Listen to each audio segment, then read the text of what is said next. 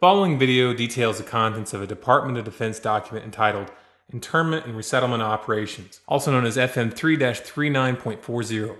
The document is 325 pages long and it is signed by Joyce E. Morrow, Administrative Assistant to the Secretary of the Army. It was created in 2010, however, has just been recently leaked to the public via the internet and can now be downloaded from multiple sources. In the description below, you'll find a download link for the document. I strongly encourage you to download it yourself and to verify everything that's being said here.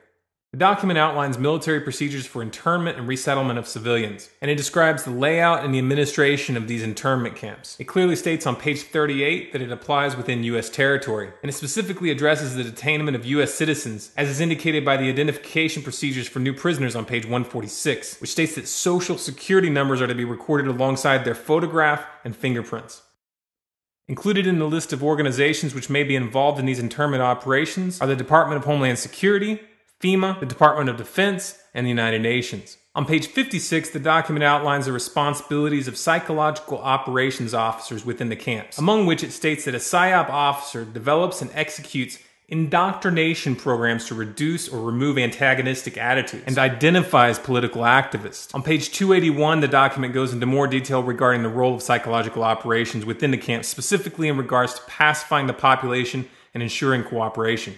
On page 238, it gives the conditions for the use of deadly force in such camps. Among the justifications for lethal force, it includes to terminate an active escape attempt. That point right there should make it clear that these camps are not benevolent disaster relief type facilities. On page 244, the document calls for the use of snipers during riots to, quote, scan a crowd and identify agitators and riot leaders for apprehension and fire lethal rounds if warranted.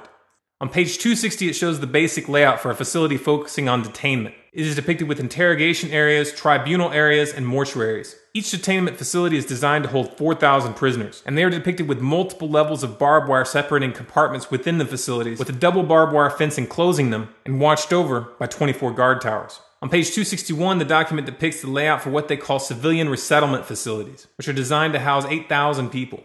Though it uses the word resettlement, the plans show multiple levels of barbed wire dividing the sections of the facility, with double barbed wire fencing on the outside, as well as 16 guard towers.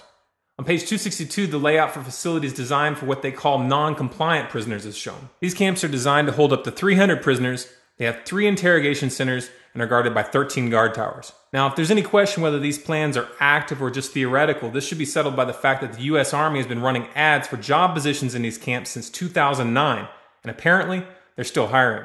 Once again, if you look in the description, you'll find all the links you need to verify this information. It's important to note here that this document was created in 2010, which was under the Obama administration, and it predates the NDAA of 2012, which authorized military detainment of U.S. citizens. This clearly shows a long-term agenda at work. If you believe that this is important information for people to know about, then please share this video with as many people as you can. Share it on Facebook and on Twitter. Send it in emails to friends and family. Especially send it to anyone you know within the police and military. A smart strategy would be to download the PDF yourself and email it to people as an attachment with a link to this video so that they know how to navigate the document.